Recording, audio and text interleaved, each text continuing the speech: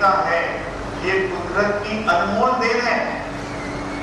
इतनी अनमोल देन है, आगे हम देखेंगे ये बनता है इतना कॉम्प्लिकेटेड प्रोसेस है कि आज तक आदमी लेबोरेटरी में आदमी नहीं बना पाया। लेकिन मैं कहता हूँ हम आदमी होकर आदमी बन जाए तो बहुत अच्छा। गुजरात के कवि नर्मद उन्होंने कहा हम मानव मानवी भाव को गढ़ूं। कवि नर्मद ने ऐसा कहा है कि मैं इंसान बनूं, ये सबसे पहली मेरी रिक्वायरमेंट है इस समाज में। तो इस तरह के एक मुर्दे को आप इस दुनिया में खरीद नहीं सकते हैं। ऐसी अद्भुत शरीर की हम कैद क्यों नहीं करते हैं? क्योंकि ये फ्री मिला है, फ्री। अगर बंगलो है, आपने नया कलर किया है, दीवार को धब्बे लगते तो आप है, लेकिन आपके शरीर में कितने धब्बे टाइम टू टाइम, तो कोई अफसोस नहीं है। तो हमने क्या देखा यहाँ पर? वो जो बीमारी के का परिणाम यहाँ तक पहुंचा, ये शरीर की हालत खराब नहीं। तो अभी नेक्स्ट पॉइंट शुरू होगा। हमने प्रॉब्लम देखा। प्रॉब्लम क्या देखा? फाइनली एंड रिजल्ट है हमारे अनहेल्दी लाइफ। अब किस तरह वापिस से हम परफेक्ट हेल्दी बने? नेक्स्ट पॉइंट, हेल्दी हम बने, क्या है उसका सोल्यूशन?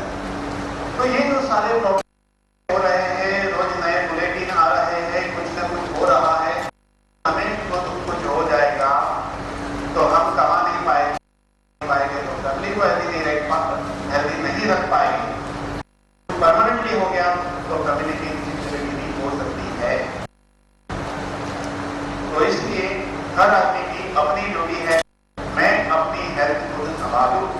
लोग मानते हैं मेरा जन्मसिद्ध अधिकार है और उसको मैं प्राप्त करके रहूंगा।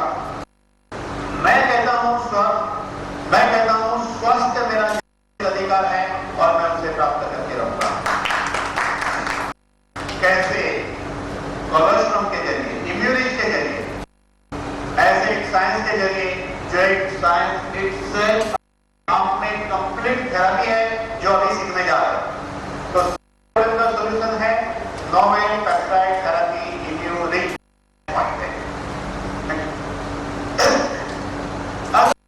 इतनी अच्छी है तो आज तक हमें क्यों नहीं पता था? हमारी कोई गलती नहीं है, हम अपनी परंपरा भूल चुके थे। हम अपनी प्राचीन परंपरा भूल चुके थे। 5000 साल पहले और वागवट में इसका वर्णन है। इस इम्यूनिटी को उस समय गोप यूज कहा गया है। ये रसायन है, यानी कि आपको जीवन प्रदान करता है, ये शरीर के विकास में करता है, ये शरीर को स्वस्थ रखने में हेल्प करता है। ऐसे 5000 में पढ़ा। तो ये गोप यूज या इम्यूनिटी एक्चुअली क्या है? ये गाय का पहले 3 दिन का दूध है। गाय जब बच्चा पैदा करती है तो पहले 3 दिन के दूध को शास्त्र ने गोपीयूष कहा है, जिसको मॉडर्न साइंस कोलेस्ट्रॉल है। लेकिन ये बात बाद में आएगी, पहले करेंगे ह्यूमन कोलेस्ट्रॉल। आप जब पैदा हुए, मां ने पहले 3 दिन जो दूध पिलाया था, दूध को, उस 3 दिन के दूध को साइंस कोलेस्ट्रॉल कहता है, ह्यूमन कोलेस्ट्रॉल है। आज दुनिया में ये प्रूव हो गया है कि बच्चे को दूध पिलाना बिल्कुल जरूरी है। तो ये पहले 3 दिन इंपॉर्टेंस क्यों है? क्योंकि इस पहले 3 दिन के दूध के अंदर ऐसे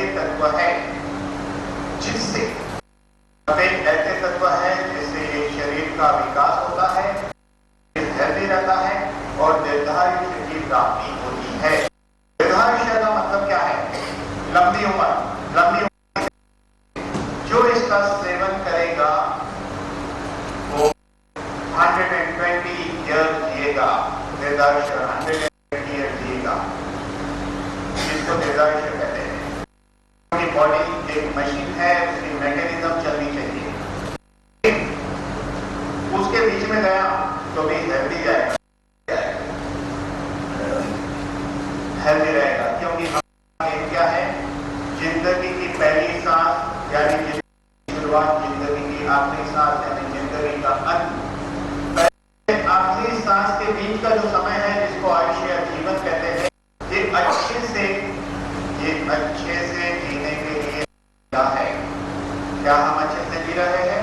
तो अच्छी बात है, नहीं जी रहे हैं तो जीने की फॉर्मूला है। तो जिस तरह मां का दूध है उसी तरह गाय का दूध है। साइंस ने क्या किया? साइंस ने सभी प्राणियों के दूध पे पता चला कि गाय का बच्चा पैदा किए तो पहले 3 दिन के दूध में वो 90 तत्व है जो मां के दूध में है, यानी कि ह्यूमन कोलेस्ट्रॉल, काउ कोलेस्ट्रॉल, दोनों में जो 90 घटक है बिल्कुल आइडेंटिकल है। ये बात 5000 साल पहले हमारे आयुर्वेद आचार्य को क्या ऊपर से गाय वो 90 तत्व 4 गुना पावरफुल है।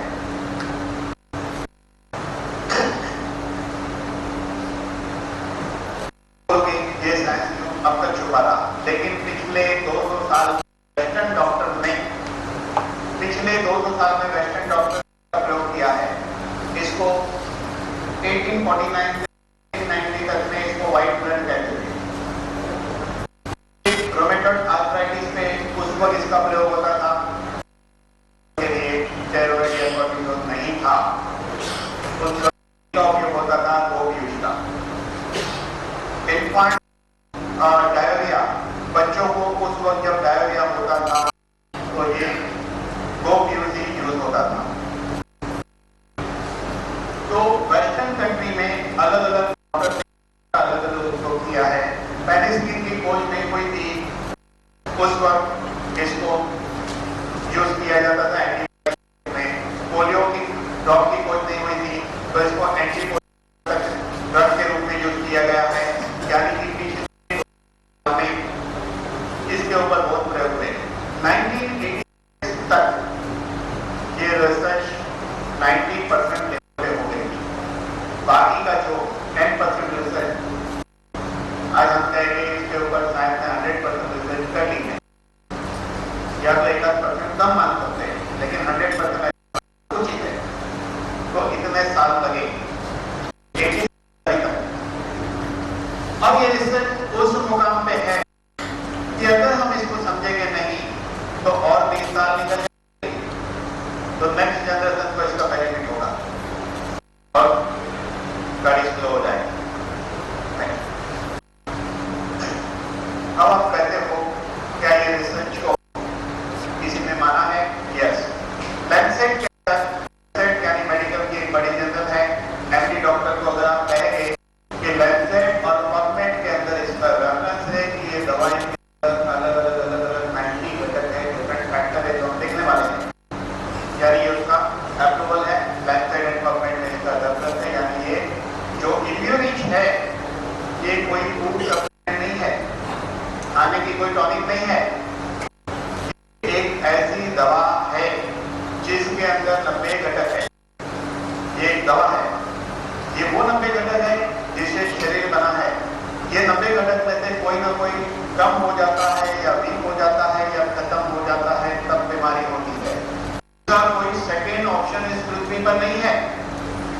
ये आपको इम्यूनिटी के अलावा इस पृथ्वी पे दूसरी कोई दवाई से ना आयुर्वेद से मिल सकता है, ना वेजिटेबल खाने से, ना एलोपैथी दवाई से, ना कहीं से मिल सकता है। इस पृथ्वी पर, इस इंडिया में ओनली एंड ओनली ऑप्शन जिसमें से 90 घटक मिलने वाले हैं ये अमेरिका FDA है, WHO अप्रूव है, महाराष्ट्र गवर्नमेंट अप्रूव है, GMP सर्टिफाइड है। जो भी टाइप के सर्टिफिकेशन लगते हैं वो सारे शायद मेडिकल स्टोर में से 50 से 60% ड्रग को ये सब सर्टिफिकेट नहीं होगी जो दिख रहे इतने लेवल पे। ये आप सोचते होंगे कि हम आपके पब्लिक कारण ये है, दो कारण है। अगर ये फार्मा के सिस्टम से मार्केट में आता तो ये लिमिटेड पेशेंट के लिए होता, सारे पेशेंट के लिए, लिमिटेड पेशेंट के लिए होता, लेकिन ये सभी बीमारी दूसरा पब्लिक तक नहीं पहुंचता क्योंकि इसको के लिए कोई प्रेस्क्रिप्शन की नहीं बल्कि जरूरत है, ज्ञान की जरूरत है, समझ की जरूरत है, क्योंकि इसकी कोई साइड इफेक्ट नहीं है। ये 100% इतना सेफ है कि एक दिन के बच्चे को भी इस कैप्सूल के इसका पाउडर टंग पे चढ़ा सकते हो, इतना सेफ है। इसलिए इसको लेवल तक लाना इसलिए है कि हर आम आदमी को इसका सेवन करना चाहिए, हेल्थी आदमी को हेल्थी रहने के लिए, बीमार आदमी को हेल्थ क्योर बढ़ने के लिए। तो जो अभी वाला पॉइंट चल रहा है वो है कि हर टाइप के सर्टिफिकेशन इसको है, मेडिकल जनरल का रेफरेंस है, ये जो भी पॉइंट चल रहा है, तो मैं दिखाना बोलूँ। बात आती है रॉ मटेरियल। हर आदमी का ये सवाल रहता है कि इतना रॉ मटेरियल कहां से लाते हो? अरे आपकी शादी थी तो इतने लोगों ने रबड़ी कहां से खाई? आज अगर खा रहे इतने मजे से, नो क्वेश्चन, बाकी इतने सब कुछ मिल रहा है। इंडिया में 122 करोड़ का पॉपुलेशन है। इंडिया ऐसा देश था, कभी ये गाय की कंट्री मानी जाती थी। इंडिया में कभी भैंस नहीं थी, अंग्रेज लोग इंडिया में भैंस लाए। आज इंडिया में गाय कम है, मुश्किल से आपको 100-150 गाय का तबेला यहाँ मिलेगा। यहाँ 122 करोड़ पॉपुलेशन है। अमेरिका के अंदर 22 करोड़ पॉपुलेशन है, हमारे से 2.5 गुना ज्यादा बड़ी धरती है। रियल गौशाला कभी यहाँ थी, इसलिए हमारे शास्त्रों में पूजा के टाइम 50 गाय का दान कर दो। आज भी लोग बोलते इतने बोली अन्न का दान कर दो, इतना ये कर दो।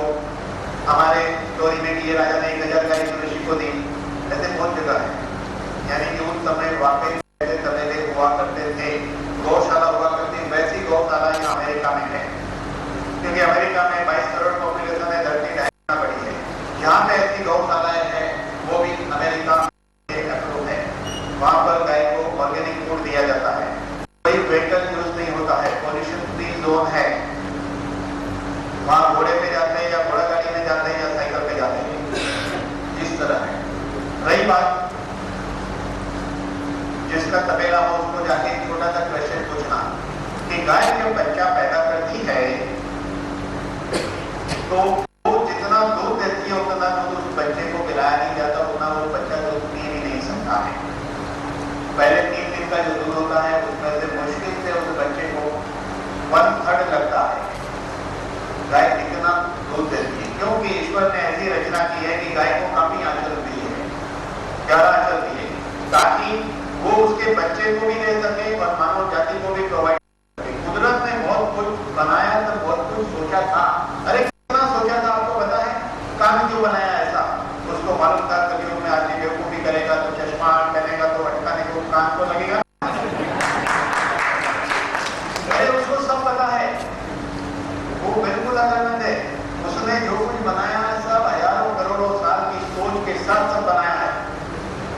हम उससे ज्यादा अकलमंद कभी नहीं थे, कभी नहीं हो सकते हैं, लेकिन आज ये ज्ञान भी आ रहा है उसी की कृपा से, क्योंकि भगवत गीता में कहा था जब जब धर्म की क्रांति होगी तब मैं एक नए स्वरूप में पैदा हो जाऊंगा। इसीलिए मैं कहता हूँ यहाँ पे वही श्लोक का मीनिंग ये निकलता है कि जब जब एक साइंस का पतन होगा तो एक नया साइंस आएगा। इसीलिए टाइम टू टाइम कभी एलोपैथी आया, कभी होम्योपैथी आया, कभी यूनानी आया, कभी नेचुरोपैथी आया। देखो ये सब कभी ना कभी आया है, क्योंकि आज से 10,000 साल पहले कोई साइंस नहीं था, सिर्फ 5,000 साल पहले ढंग से आयुर्वेदिक साइंस बना। एलोपैथी साइंस का इतिहास ज्यादा पुराना नहीं, सिर्फ 325 साल पहले आया हुआ साइंस है। होम्योपैथी साइंस की शुरुआत 1779 में सैमुअल हैनिमन एमडी डॉक्टर बने एलोपैथी के फील्ड में। उस समय 1779 यानी 225 साल पहले एमडी बन गए, प्रैक्टिस शुरू की। कोई दवाई नहीं थी, कुछ chemical trial and error basis पे थे, ट्रायल एंड एरर बेसिस। एक दवाई एक पेशेंट को दी, अच्छा हो गया, सेम बीमारी के दूसरे पेशेंट मर गया, सेम बीमारी के तीसरे पेशेंट को सीरियस हो गया। ये हाल था 2.25 साल पहले एलोपैथी का। ये बात किसने कही? डॉक्टर सैमुअल हैनीमैन ने खुद, और उसने अपनी मेडिकल प्रैक्टिस छोड़ दी। उसको 23 लैंग्वेज का नॉलेज था, इस जर्मन डॉक्टर की बात कर रहा हूँ, और उसकी वजह से उन्होंने ट्रांसलेशन का काम शुरू किया। ट्रांसलेशन का काम, एक लैंग्वेज से दूसरे लैंग्वेज।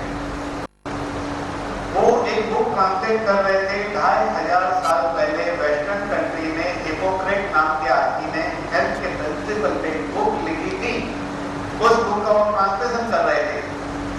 उस ट्रांसलेशन के दौरान एक ऐसा सेंटेंस को उन्होंने ट्रांसलेट किया जिसका मीनिंग था life cure life, life cure life. मतलब क्या होता है? जिस दवाई में रोग के सिम्टम पैदा करने की ताकत है, वो दवाई रोग को ठीक कर सकती है। उन्होंने क्या किया? सबसे पहले सिंकोना बाग नाम के पेड़ के रूट का अर्थ निकाला, एक अच्छे आदमी को मिलाया, मलेरिया के सिम्टम डेवलप हुए, दूसरे को मिलाया, मलेरिया के सिम्टम डेवलप हुए, तीसरे को मिलाया, मलेरिया के सिम्टम डेवलप हुए। ऐसा करते करते बहुत लोगों के अंदर मलेरिया के सिम्टम डेवलप हुए। फिर उन्होंने क्या किया? एक्चुअल जिसको मलेरिया था उसको पिलाना शुरू किया तो वो अच्छे होने लगे। ऐसे करते करते उन्होंने और कई मेडिसिन की रिसर्च की। उसने अपनी लाइफ में, वो जिंदा थे उस दौरान, 100 मेडिसिन से रिसर्च की। ये काउंसिलर मेडिसिन, अरे डॉक्टर सैमुअल हैनीमैन ने ये ज्ञान लोगों को बांटना शुरू कर दिया। और हुआ ये कि होम्योपैथी साइंस फैलने लगा। इटाली के डॉक्टर काउंसिलर मेटी ने इसको सीखा और उसने एक नए स्वरूप में इसको और मॉडिफाई किया।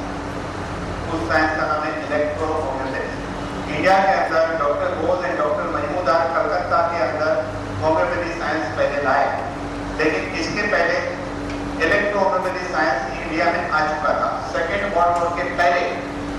लेकिन इटाली और इंडिया का रास्ता ब्लॉक होने की वजह से वो साइंस फिर यहाँ प्रॉपर्ली नहीं आया, एक कारण।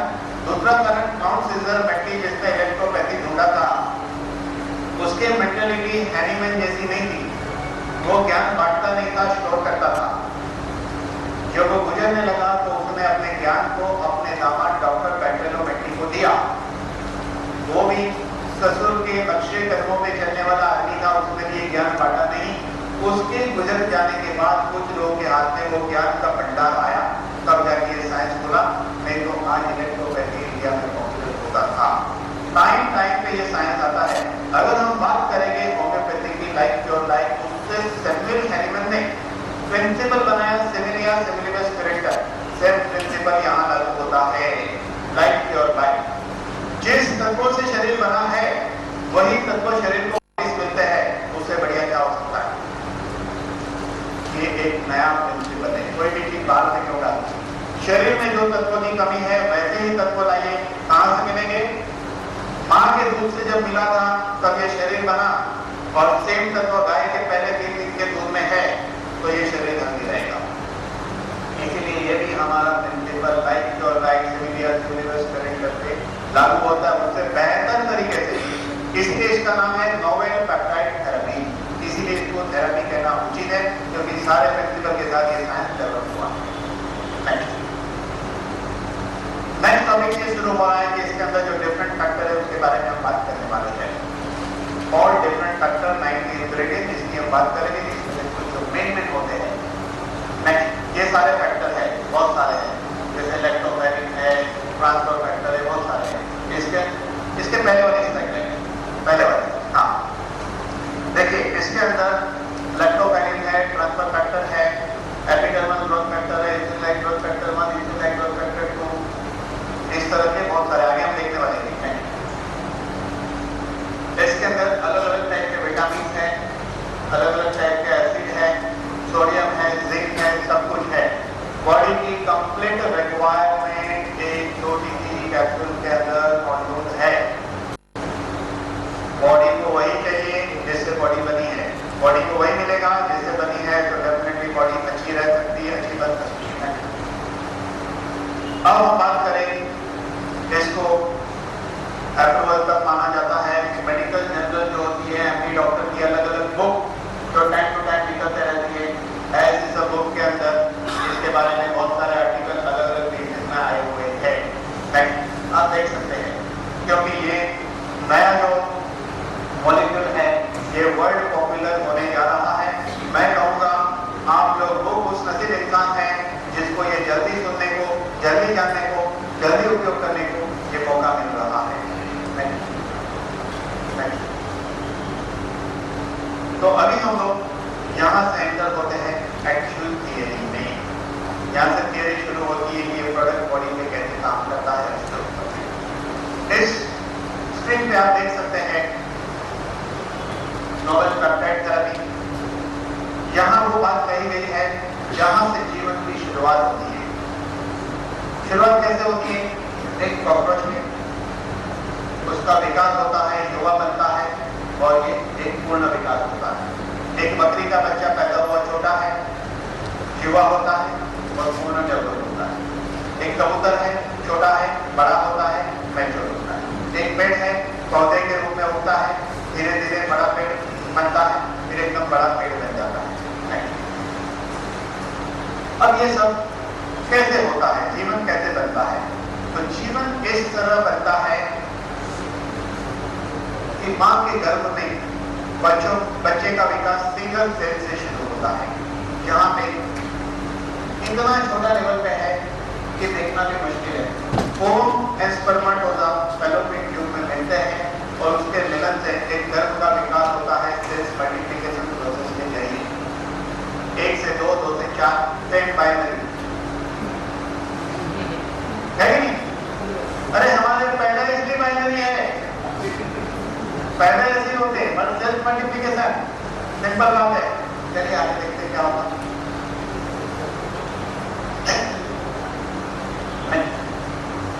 यहाँ पे देखिए ये 1 मीटर है, 1 सेंटीमीटर है, 1 मिलीमीटर है, और अगर हम ऐसा देखते हैं तो यहाँ पर 100 नैनोमीटर है, 10 नैनोमीटर, 1 नैनोमीटर, 0.1 नैनोमीटर। फिर इसका मीनिंग समझते हैं।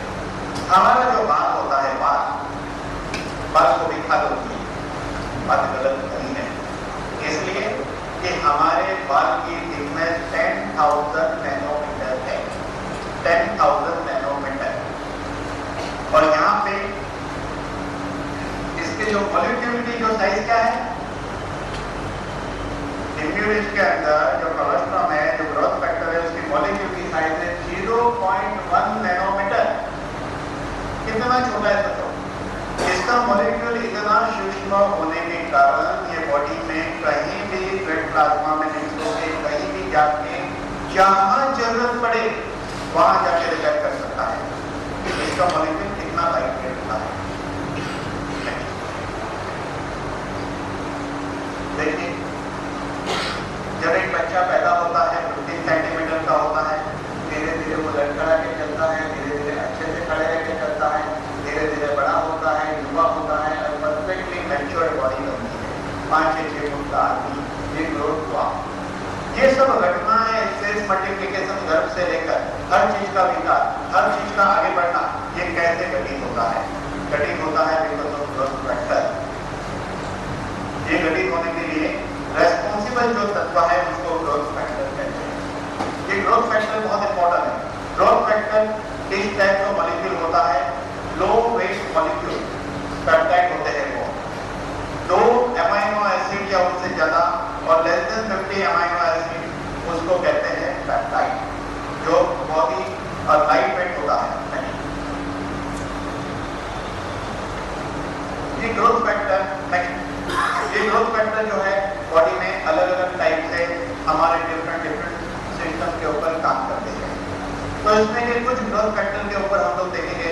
Epidermal growth factor, fibroblast growth factor, insulin like growth factor 1, insulin like growth factor 2, nerve growth factor, blood brain derived growth factor, transforming growth factor alpha, transforming growth factor beta.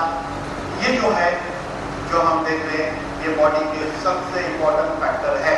अगर इसमें से कोई एक week हो गया या कम हो गया तो ये आपको इस पृथ्वी पर कोई भी दवाई से, कोई भी खाने की चीज से कहीं से नहीं मिल सकता, ओनली ब्रीडिंग के थ्रू। ये बात मैं कह रहा हूँ, ऐसा नहीं है, दुनिया के साइंटिस्टों ने प्रूव की है। क्या आप अपने डॉक्टर को पूछ सकते हैं कि आपको एपिडर्मल ग्रोथ फैक्टर कोई दवाई में मिलेगा? यस मिलेगा, एक दवाई में, ब्रीडिंग में। अभी हम लोग बात करेंगे एपिडर्मल ग्रोथ फैक्टर। ये एपिडर्मल ग्रोथ फैक्टर जो है बॉडी के डिफरेंट टाइप के सेल्स ग्रोथ में हर तरीके से हेल्प करता है। जैसे कि नव सेल्स को हेल्दी रखना, नए नव सेल्स बनाना, हरदम नए सेल्स बनते रहते हैं। हमारे बॉडी की सेल्स की लाइफ होती है 120 डेज, 120 दिन, उसके बाद नया सेल्स बनता है। जब सेल्स बनने की प्रक्रिया शुरू होती है उसको कहते हैं सेल्स प्रोलिफरेशन, यानी कि सेल्स बनने की प्रक्रिया शुरू होती है तो वो हेल्दी सेल्स बनता है, सेल्स ग्रोथ होता है, सेल्स मल्टीप्लिकेशन होता है। ये सारी प्रक्रिया को सेल्स प्रोलिफरेशन कहते हैं। ये घटना अच्छे से घटित होने से शरीर फिट रहता है। आप आज यहाँ बैठे हो, कुछ साल बाद ये सारे सेल्स बदल गए होंगे। उस बदलाव की प्रक्रिया अच्छे से चले, उस घटना के लिए ग्रोथ फैक्टर रेस्पॉन्सिबल होता है, उसको कहते हैं सेल्स प्रोलिफरेशन। ये घटना अच्छे से घटित होने से आप हेल्दी रह सकते हैं, क्योंकि बॉडी बनी है सेल से। सेल हेल्दी तो बॉडी हेल्दी, सेल बीमार बॉडी बीमार, सेल्स ओल्ड आदमी ओल्ड दिखता है। और सेल्स की मृत्यु ही शरीर की मृत्यु है। इसीलिए किसी का हार्ट मर गया, किसी का लीवर मर गया, liver failure, heart failure, kidney failure क्या है कि भाई किडनी मर गई, पूरी बॉडी नहीं मर गई। किडनी मर जाने की वजह से पूरी बॉडी मर गई। आप समझे बात को? सेल्स नहीं बोलो,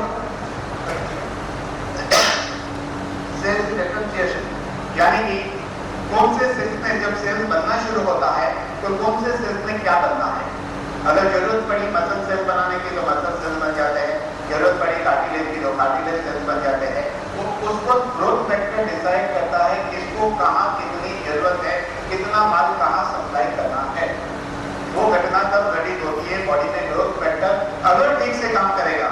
अगर वो ठीक से काम नहीं करेगा तो ये घटना अच्छी तरह घटित नहीं होगी। एंजियोजेनेसिस, इसमें एंजियोजेनेसिस होता है ग्रोथ फैक्टर के कारण, यानी कि प्री एग्जिस्टिंग आर्टरी में से नई आर्टरी बनती है। ब्लॉकेज है किसी को, ब्लॉकेज नहीं खुल रहा है तो नई आर्टरी बन जाएगी। Not only in heart, body में और कहीं भी नई आर्टरियां बन सकती है because of only growth factor. अगर ये मिलेगा तो एंटी एपोप्टोसिस, इसका मतलब क्या होता है? हमारे बॉडी के सेल्स में क्या होता है? Cells program cell.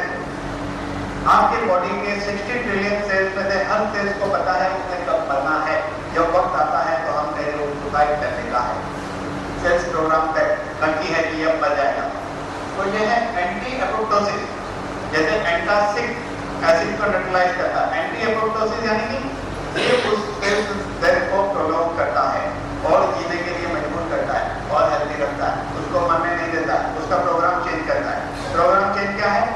डीएनए में चेंज आने से ऐसा होता है कि इसके अंदर डीएनए सिंथेसिस प्रोसेस होती है इसके जरिए, जो आगे देखने वाले हैं।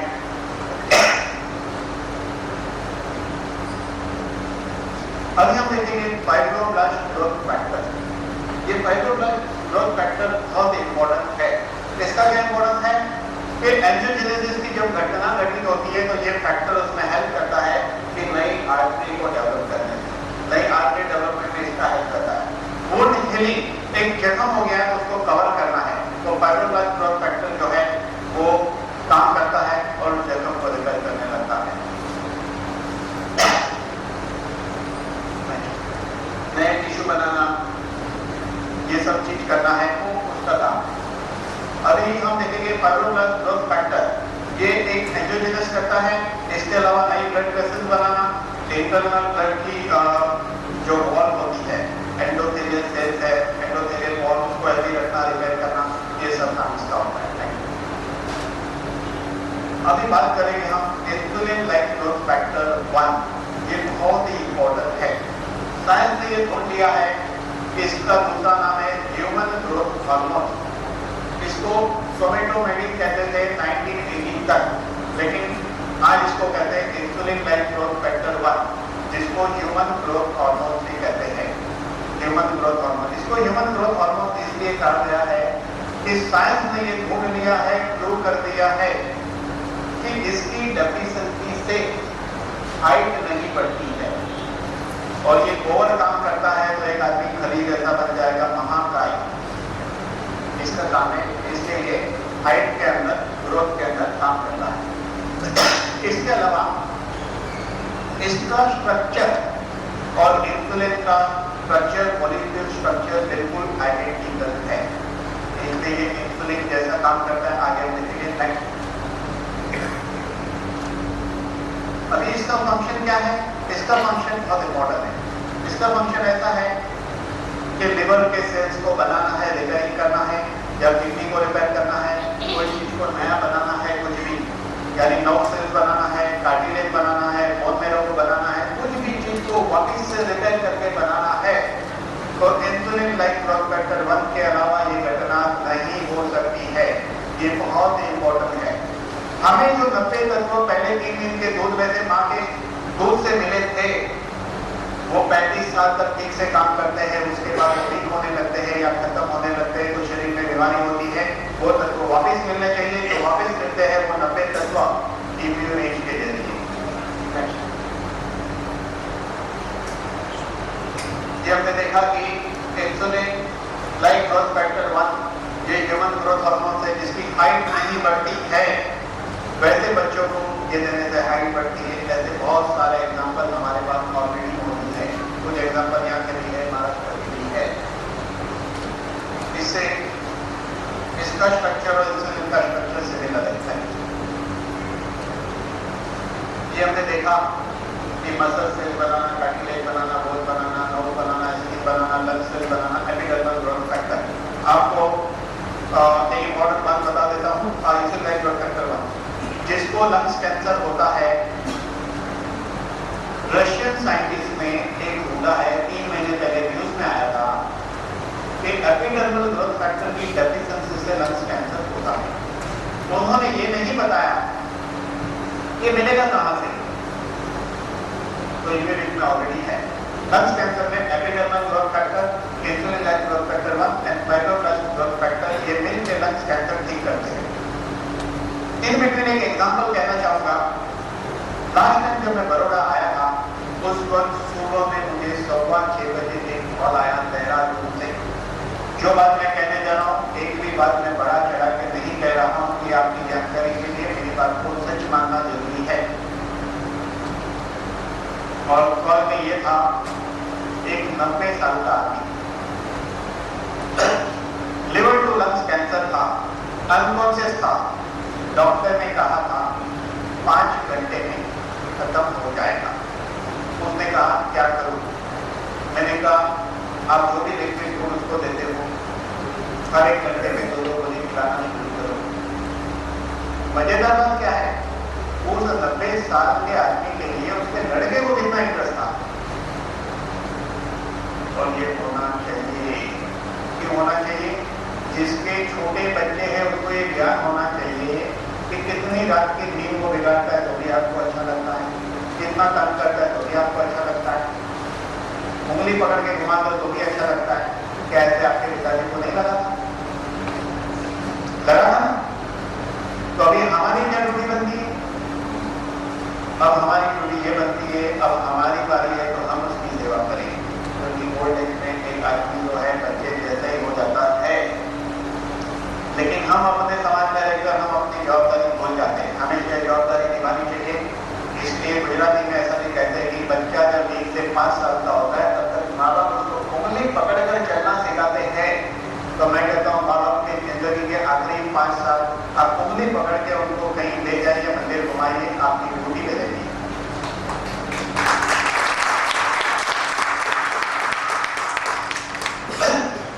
ये मैं कहने के लिए नहीं कहता हूँ, मैंने जिंदगी में ऐसा किया है, मेरे परिचित को बताया।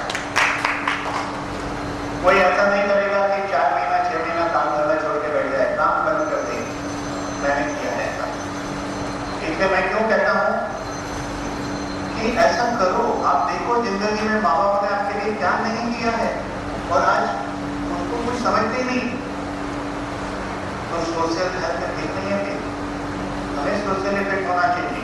कोई ओल्ड पर्सन है तो आपसे बोल सकते उतनी हेल्प को करो। दो तो एक जोक सुना दो।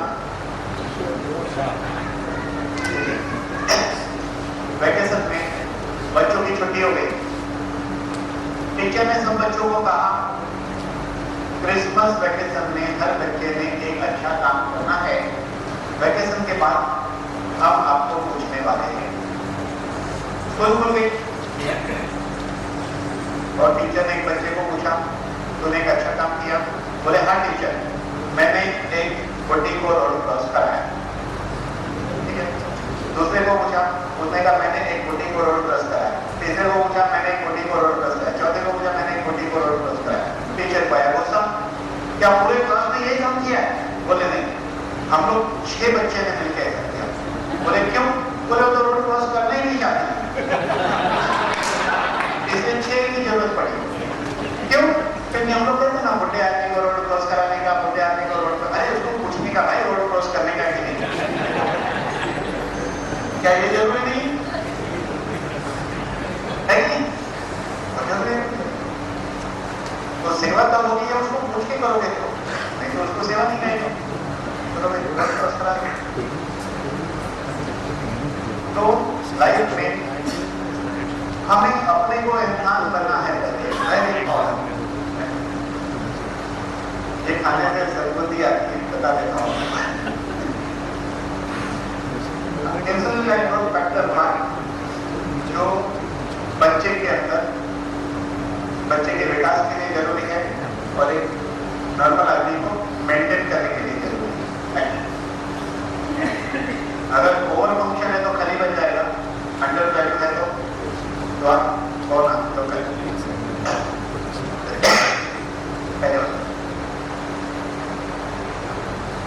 इंसुलिन ग्लाइकोज फैक्टर 1 नर्व सेल्स बनाने में हेल्प करता है। आगे हम इसके बारे में देखने वाले हैं। डीएनए सिंथेसाइज यानी कि डीएनए को रिपेयर करता है। डीएनए क्या है, आरएनए क्या है, आपको मैं थोड़ी सी बात बताना चाहूंगा। जब आप पैदा होते हो उस वक्त आपकी डीएनए में हर चीज लिखी है, कभी बाहर जाना है, कभी उठना है, एवरीथिंग मेंशन। सादी भाषा में, सिंपल भाषा में अगर बात करें तो आपके लाइफ का पूरा प्रोग्राम है। तो डीएनए कोड क्या कहेंगे? आपकी जिंदगी की video CD, DVD video. RNA DVD player है। जब आप पैदा होते हो, जिस तरह एक मूवी चलती है पहले टाइटल, जिस तरह आप पैदा होते हो पहले नाम रखा जाता है, हीरोइन भी आती है, विलन भी आता है, सब कुछ रहता है। इसी तरह डीएनए नाम की आपकी जिंदगी की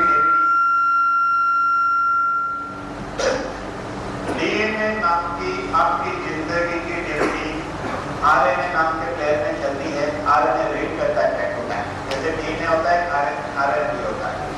वैसे वैसे शरीर में घटना होती है। लेकिन जब आप एक मूवी देखते हो ना, मूवी उसको क्या होता है, अच्छे गाने नहीं होते तो, अच्छे नहीं लगते तो आप फॉरवर्ड करते हो, बराबर? तो क्या आप घुटने की बीमारी को फॉरवर्ड कर सकते हैं क्या? अच्छा गाना नहीं है ना। तो यहाँ पे एक अच्छा आदमी इसको लेता है, डीएनए सिंथेसिस होता है, यानी डीएनए रिपेयर होता है, डीएनए का प्रोग्राम चेंज होता है। एक उम्र के बाद घुटना जो घिसने वाला था वो नहीं घिसेगा। यानी कि रिमोट आपके हाथ में आ चुका है इम्यूनिटी के नाम का।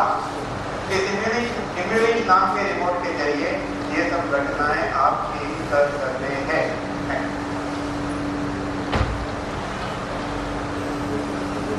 इंसुलिन ग्लाइकोज फैक्टर 2 ये बहुत इंपॉर्टेंट है।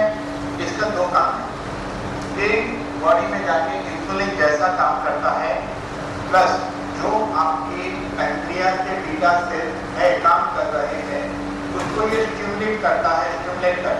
स्टिमुलेट होने से वो सेल्स ज्यादा इंसुलिन बनाता है। और इंसुलिन ग्लाइकोज फैक्टर 1 पैंक्रियास में नया सेल्स बनाता है। अभी यहाँ पर हम बात करेंगे, आज तक दुनिया में साइंस ये मानता था कि पैंक्रियास के बीटा सेल्स वापिस नहीं बनते हैं, 2 जोड़ के बीच के सेल्स वापिस नहीं बनते हैं, लंग्स के सेल्स वापिस नहीं बनते हैं, और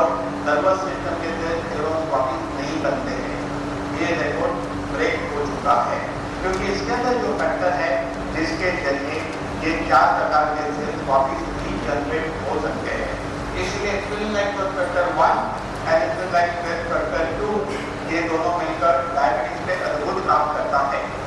आपको क्या करने का, डायबिटीज के मरीज का सीरम इंसुलिन चेक करो, जिससे पता चलता है कि पैंक्रियाज कितना इंसुलिन बनाती है।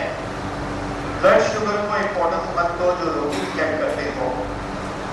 ऐसे मरीज को 2-2 गोली दिन में 3 बार दीजिए और 7 दिन बाद फिर चेक करो, आपको पता चलेगा चेंजेस क्या आ रहा है।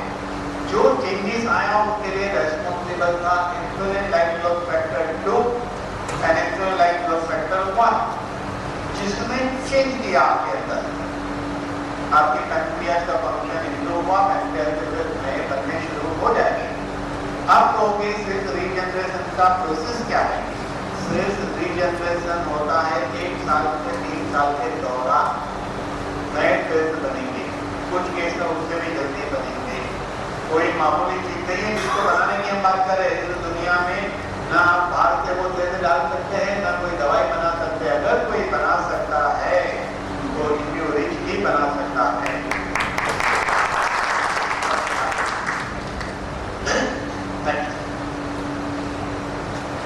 अभी हम लोग जिस फैक्टर की बात करने वाले हैं ये बहुत इंपॉर्टेंट है, जिसको कहते हैं NGF, nerve growth factor. Japanese scientist ने 2.5 महीने पहले जापान से एक पेपर डिक्लेयर हुआ, एक न्यूज आया। न्यूज में यह था कि जापानीज साइंटिस्ट ने नर्व ग्रोथ फैक्टर ढूंढ लिया। कैसे ढूंढा? 20 टन ह्यूमन ब्लड प्लाज्मा में से 1 मिलीग्राम नर्व ग्रोथ फैक्टर बनाया, जिसकी पेटेंट रजिस्टर थी, जिसकी कुछ साइड इफेक्ट भी है और उसकी कीमत है 1,80,000। यहां पर 300 mg की एक इम्यूनिक गोली में 11.5% नर्व ग्रोथ फैक्टर है। 15 गोली खाने से उतना नर्व ग्रोथ फैक्टर मिलता है, कितना? 1 मिलीग्राम 1,80,000 में मिलता है। दुनिया में 2 ही ऑप्शन है, इसीलिए नर्व ग्रोथ फैक्टर क्या करता है? नर्व के सेल्स को फिर से बनाता है। इसीलिए ऐसे एविडेंस हमारे पास है कि जिसको पैरालाइज हो गया, सीटी स्कैन के अंदर इतना बड़ा डैमेज था, 3 हफ्ते के बाद दूसरा स्कैनिंग किया गया, वो डैमेज छोटा हो गया। जो पैरालाइज मरीज 3 महीने के अंदर का है, उसको ये शुरू किया जाए और 3 या 4 हफ्ते बाद सेकंड MRI किया जाए, ब्रेन में चेंज दिखेगा। क्या सिर्फ ब्रेन में चेंज दिखेगा? नहीं, ब्रेन में चेंज है तो शरीर में भी तो दिखेगा ना, उसके हाथ पैर का फंक्शन भी तो दिखेगा ना। क्योंकि जब लेफ्ट साइड हेमरेज या क्लॉट होता है तो राइट साइड पैरालाइज होता है, और राइट ब्रेन में हेमरेज या क्लॉट होता है तो लेफ्ट साइड पैरालाइज होता है। पैरालाइज क्या है? एक बॉम्ब ब्लास्ट जिसका समाचार आया, एक बॉम्ब ब्लास्ट। हेमरेज क्या है? बॉम्ब ब्लास्ट हो गया ब्रेन में, है कि नहीं? न्यूज आ गया, छप गया, पेपर छप गया, आपके स्कैनिंग निकल गया, वीडियो बन गए, बहुत कुछ बन जाता है। ऐसे अलग अलग जगह से समाचार नहीं आए। आप चाहते हो कि आपके इस देश में, शरीरों देश में शांति का वातावरण बना रहे तो अहिंसक मार्ग अपनाना पड़ेगा। हिंसा से बंधन बंद हो जाए, वो अहिंसक मार्ग एक ही है। गांधी जी का जो अहिंसक मार्ग था, वो धन्वंतरी का ये दूसरा अहिंसक मार्ग है। तो टेक्निकली आप अहिंसा के पुजारी बन गए। और बात मैं जोक नहीं कर रहा हूं, जब आप एंटीबायोटिक खाते हो ना तो अंदर हिंसा कर रहे हो, कितने वायरस को मार रहे हो। जब ऐसा बैठते हो ना, सर्दी नाक से घी निकालकर गाड़ा है देसी, अरे उसमें कितने बैक्टीरिया होते हैं। गलत है, करना नहीं चाहिए ऐसा, अब लगेगा। लेकिन मैं कहता हूं अगर आपके बॉडी में वायरस पैदा ही नहीं हो, पैदा होने में पहले उसको रोक दिया जाए तो आप अहिंसक हुए कि नहीं? 100%। तो यही रीजन हो गया है ना?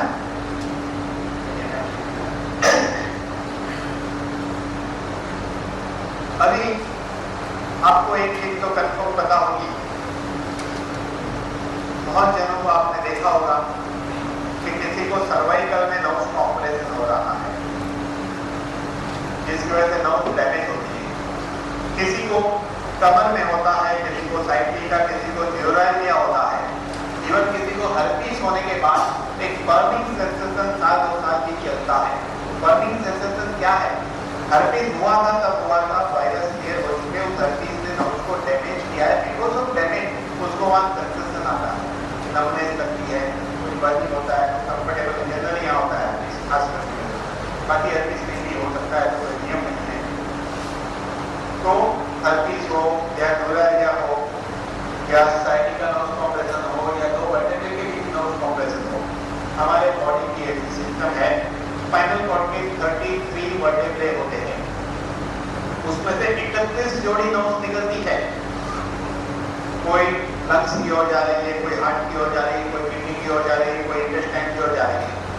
और हमारे ब्रेन टू हेड रिलेटेड 12 जोड़ी क्रैनियल नर्व होती है, 12 जोड़ी क्रैनियल नर्व और 31 जोड़ी स्पाइनल नर्व। अब क्या होता है, हमारा ब्रेन वाया स्पाइनल नर्व बात करता है काम से, हाय कैसा है, कितना चाहिए, क्या चाहिए, कम्युनिकेशन। अगर मान लो कुछ नहीं है, सिर्फ मस्कुलर स्पाज्म है, ये muscular spasm because of special problem. Muscular spasm से क्या हुआ, जो स्टमक की नर्व से उस पर दबाव आया, तो हमारा स्टमक और ब्रेन हाई लो नहीं कर सकता, लाइन में रुकावट है, हमें खेत है, आपका फोन नहीं लग रहा है, ब्रेन से बात नहीं कर सकता, तो क्या होगा, आपका स्टमक कम या ज्यादा केमिकल बनाएगा, उसका एक चेन रिएक्शन शुरू होगा जो बीमारी का स्वरूप धारण करता है। इसीलिए हमारे बुजुर्ग कहते थे जिसकी रीढ़ की हड्डी ठीक है वो आदमी स्वस्थ है। क्यों? क्योंकि रीढ़ की हड्डी में से 31 जोड़ी नर्व ऑर्गन की ओर जा रही है, कोई भी नर्व पे सिंपल मस्कुलर प्रेशर भी नहीं आए तो उसके सारे पुर्जे नॉर्मल फंक्शन करते हैं। लेकिन यहाँ तो ऑपरेशन आ गया है तो हाल क्या होगा, नर्व डैमेज होती है, ज्यादा देर ऑपरेशन लगती है, तो जो नर्व ग्रोथ फैक्टर है वो इसको रिपेयर करता है। क्या आप मुझे एक पेशेंट बता सकते हैं जिसको नर्व कॉम्प्रेशन था, बाईपास, अरे उसको स्पाइन सर्जरी की गई 10 साल पहले, क्या आज ऐसा पेशेंट ढूंढ के दोगे 10 साल पहले स्पाइनल सर्जरी की और आज पेशेंट अच्छा है? नहीं मिलेगा, मैंने नहीं देखा है, कोई पेशेंट नहीं मिलेगा। प्रॉब्लम फिर भी रहता ही है, क्योंकि दूसरा नर्व कॉम्प्रेशन होगा, क्योंकि कार्टिलेज डैमेज हो रहा है, कोई प्रॉब्लम नहीं। तो इसके साथ साथ हम बात करेंगे कार्टिलेज ग्रोथ फैक्टर की। इसके अंदर कार्टिलेज ग्रोथ फैक्टर है। कार्टिलेज क्या है? हमारे बॉडी में 206 हड्डियां हैं, हर जोड़ के बीच गाली होती है, दो हड्डियां आपस में कभी भी टच नहीं होती, यहाँ पे भी है, यहाँ पे भी है, यहाँ पे भी है, हर जगह है। हड्डियों के डॉक्टर को ऑर्थोपेडिक कहते हैं, लेकिन क्या कोई एक बीमारी का मैं बता सकता हूँ हड्डी की ठीक होती है? एडी में दर्द है, कैंसर है, स्पन, नो क्योर, घुटने में गाली दिख रही है, कोई क्योर नहीं है, knee replacement of the option. उसके ऊपर जाएंगे हिप में भी गाली दिख रही है, नो क्योर। इसके अलावा एक डिजीज है एविस्कुलर नेक्रोसिस, हिप बॉल डैमेज होता है। अपने पास ऐसा केस है हिप बॉल का डैमेज रिपेयर हुआ है इससे, क्योंकि fibroblast growth factor, smooth growth factor 1 और एपिडर्मल ग्रोथ फैक्टर, ये तीनों ने मिलकर उस हिप बॉल को रिपेयर किया। 18 साल की लड़की मेडिकल स्टूडेंट है, ये होता है नहीं तो क्या होता था उसका, हिप बॉल काटा यहाँ से, दिल का लगा दिया, 10 साल बाद यहाँ से लगाया, फिर 10 साल बाद यहाँ से लगाया, फिर क्या करोगे? जब नेक्स्ट टाइम लगता है तो हड्डी आगे तक जाना पड़ता है। अब उसकी लाइफ बच गई, 18 साल की लड़की। ये हुआ नर्व ग्रोथ फैक्टर और कार्टिलेज ग्रोथ फैक्टर ने कार्टिलेज को रिपेयर किया। Fibroblast growth factor, epidermal growth factor, insulin growth factor 1, ये सब ने मिलकर उसको रिपेयर किया। अच्छा, थोड़ा ऊपर जाएंगे, लंबस स्पॉन्डिलाइटिस, स्पॉन्डिलोसिस, हाउस कॉम्प्लेक्स, कोई क्योर नहीं है, क्योर है तो इंजरी नहीं है, ये बाकी कोई इलाज तो है नहीं। बेड रेस्ट लेने को कहा जाता है। मैं कहता हूँ एक कमर के मरीज को 10 दिन बेड रेस्ट कहा गया हो आपके घर के मरीज को, तो मैं कहता हूँ आपको कमर दर्द नहीं है, आप ही उतना रेस्ट लो, मुझे 2 पेशेंट मिलेंगे। अरे स्टीप हो जाएगा, स्टीप हो गए तो पेन आएगा। तो रेस्ट लेने से मैंने देखा है पेन ठीक नहीं होता है, बढ़ता है। कारण क्या है? डार्विन को याद करो। इस इवोल्यूशन प्रोसेस में सर्वाइवल ऑफ फिटनेस की थियरी है, वही सर्वाइव करता है जो फिट है। और फिट क्या है?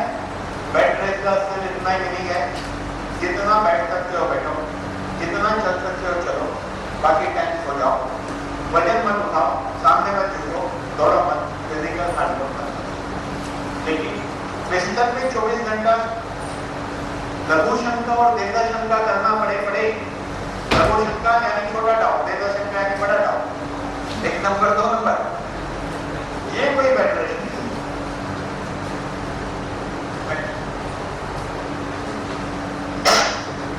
वेरी इंपॉर्टेंट, लॉन्ग लाइफ जीना है तो डेफिनेटली आपका ब्रेन ठीक रहना चाहिए। जो ब्रेन हमारे बॉडी का सुपर कंप्यूटर है, अगर उसका फंक्शन ठीक है तो आपके बॉडी का कमांड रहेगा। मेंटल कैपेसिटी बढ़ाना, याददाश्त बढ़ाना और इस ब्रेन को बरकरार रखना, उसके लिए इसके अंदर हम ग्रोथ फैक्टर है जो बहुत इंपॉर्टेंट है।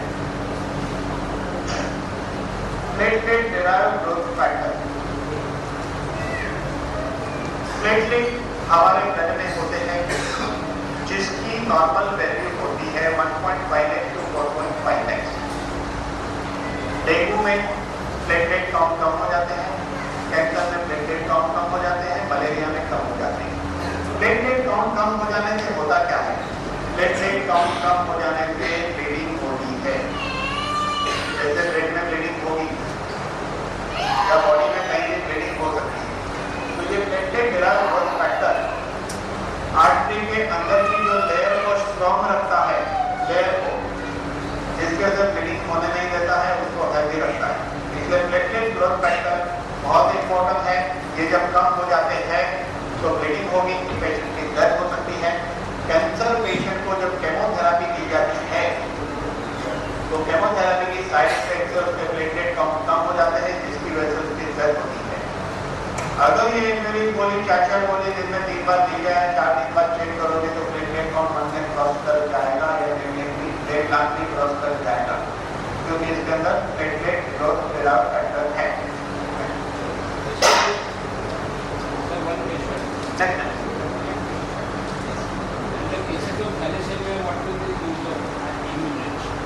थैलेसेमिया क्योंकि बहुत मेरे को एक्टिवेट करना है, किडनी को एक्टिवेट करना है। हाँ, B और C में भी काउंट होगी।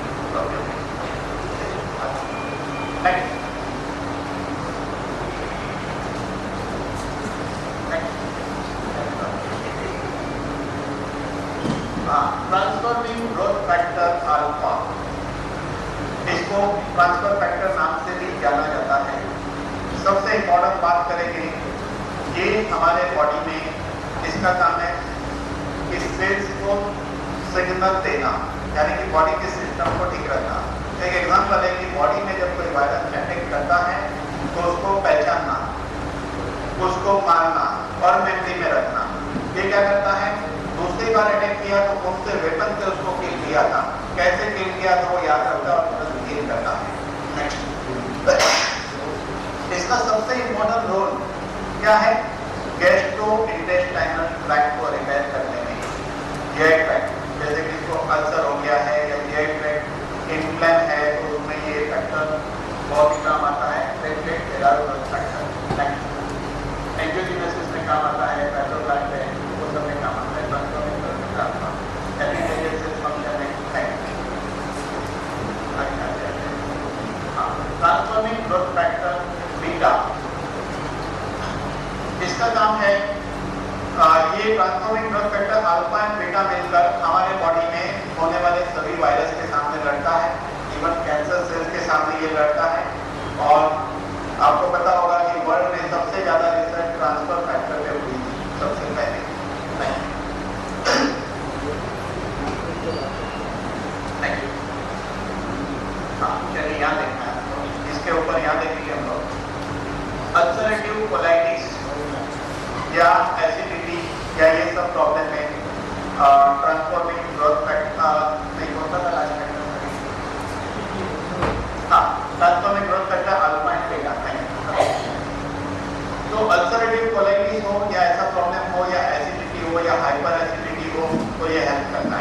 अभी हम लोग एसिडिटी में से अल्सर कैसे बनता है।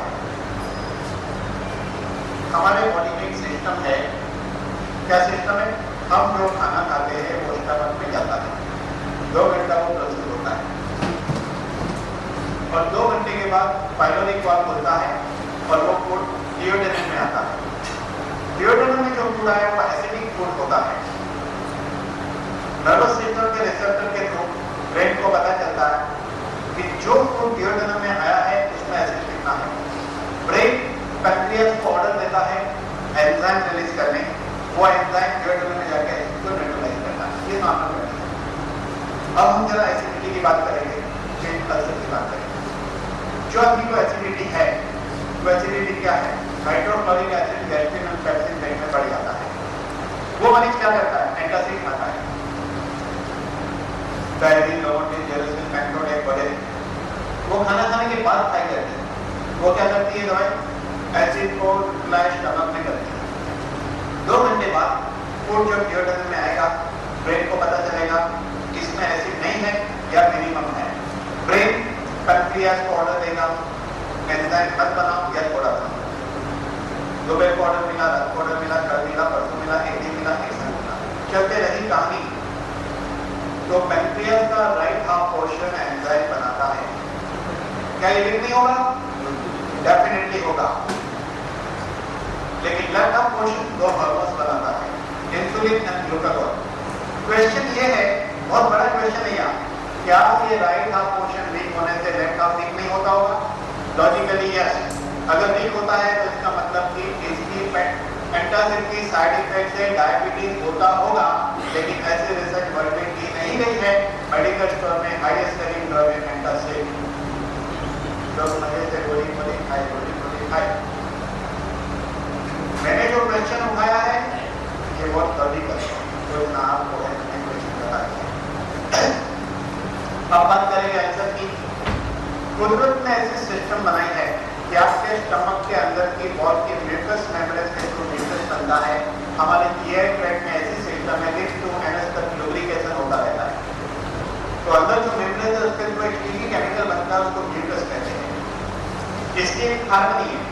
आपके मुंह में जो सलाइवा है उसका पीएच 9.5 होता है और स्टमक में जो एसिड होता है उसका पीएच 1.5 होता है जब एसिडिटी होती है।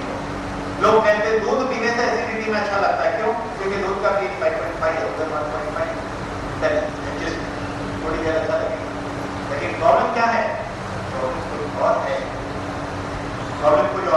फिर क्या होता है, ये हाइड्रोक्लोरिक एसिड गैस्ट्रिन और पेप्सिन स्टमक में पड़े हैं। स्टमक की वॉल और स्टमक का एसिड, इसके बीच में अंडरस्टैंडिंग है। स्टमक की वॉल एक लिमिट तक उस एसिड को बर्दाश्त कर सकती है। बाद में क्या होता है, कहीं न कहीं मेम्ब्रेन वॉश होती है, डैमेज होता है, तो वहाँ वो म्यूकस केमिकल नहीं बनता है, तो वहाँ रेडनेस होने लगती है, वहाँ जख्म होने लगता है, फिर अल्सर हो जाता है, फिर ब्लीडिंग होती है, फिर प्रॉब्लम होता है।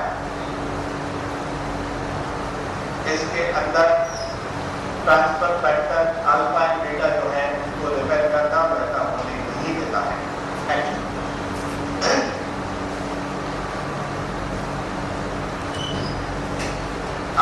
कैंसर के अंदर ये बहुत इंपॉर्टेंट है।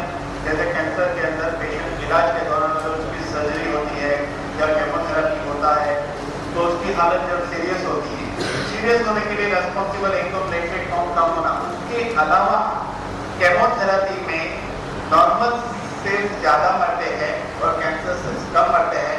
इसलिए बॉडी में ऑल ओवर बॉडी में मेजर डैमेज होता है। वो मेजर डैमेज रिपेयर कब होगा, जब transfer factor alpha, beta, epidermal growth factor, insulin growth factor 1 and fibroblast growth factor, ये सब जब फैक्टर मिलेंगे तो बॉडी के अंदर वापिस रिपेयर होने लगते हैं। इसलिए केमोथेरेपी का मरीज इसको अगर लेता है तो उसके बॉडी में तुरंत मजबूत चेंज होता है और केमोथेरेपी की साइड इफेक्ट से वो बचता है। साइड इफेक्ट से बचना ही जीवन है, साइड इफेक्ट से बचना ही मृत्यु है। डेथ होने का कारण प्लेटलेट काउंट कम हो जाना। ये nerve compression, nerve growth factor इसको रिपेयर करता है, कार्डियक ग्रोथ फैक्टर रिपेयर करता है। नर्व कंप्रेशन हो रहा है, ऐसे आप देखते होंगे ऐसे जो ब्लैक पोर्शन बन जाता है, जब होता है तो सेकंड एमआरआई में देख सकते हैं।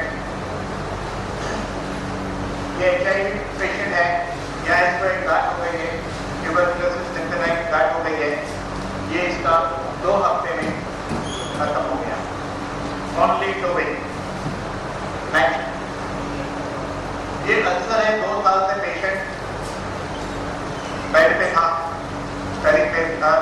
मतलब लोअर लिम्ब पैरालाइज था, एमएस के पास था। 35 दिन में रिकवरी हुई है। पहले दिन से लेकर 35 दिन तक में 7 से 8 फोटो लिया गया है, उसमें डे लिखे गए कब क्या है, हमारे पास फोटोग्राफ नहीं है। ये 35 दिन में पूरा ही हो गया। देखिए इसमें डिफरेंट टाइप के ग्रोथ फैक्टर है। ग्रोथ का मतलब क्या है, इससे विकास होना, और जो विकास होकर एक परफेक्ट बॉडी बनी है उस बॉडी को मेंटेन करना। मेंटेन करना बहुत इंपॉर्टेंट है। बाल है तो मेंटेन रहने चाहिए। मेंटेन रहते तो क्यों रहते हैं? Because of all different growth factor. यहाँ पे एक यंग लड़की का केस है, देखिए बाल उड़ गए थे, एलोपेशिया हुआ है, यहाँ देखिए बाल आने शुरू हुए, यहाँ देखिए बाल आ गए, शादी। अगर हम लेडीज के लिए बात करें तो इसको लेने से ब्यूटी बढ़ती है, क्योंकि हार्मोनल चेंज, हार्मोनल बैलेंस और बॉडी में मैजिक चेंज आता है, इसलिए खूबसूरती बढ़ेगी। तो उनको अच्छा लड़का मिलेगा, अच्छा लड़का मिलेगा तो शादी होगी। शादी के बाद जब लेडी प्रेग्नेंट होती है तब इसका इम्पोर्टेंस है। इम्पोर्टेंस क्या है? बच्चा अच्छा तब पैदा हो सकता है, धरती अच्छी हो, बीज अच्छी हो, फादर एंड मदर दोनों की हेल्थ अच्छी हो। मैरिड कपल इसको पहले से सेवन करते हैं इंडियन एज का, उसके बाद अगर बच्चा पैदा करते हैं तो डेफिनेटली वो हेल्दी बच्चा होगा, क्योंकि माँ बाप की बॉडी में कोई भी फैक्टर की डेफिशिएंसी नहीं रहेगी। तो आगे जो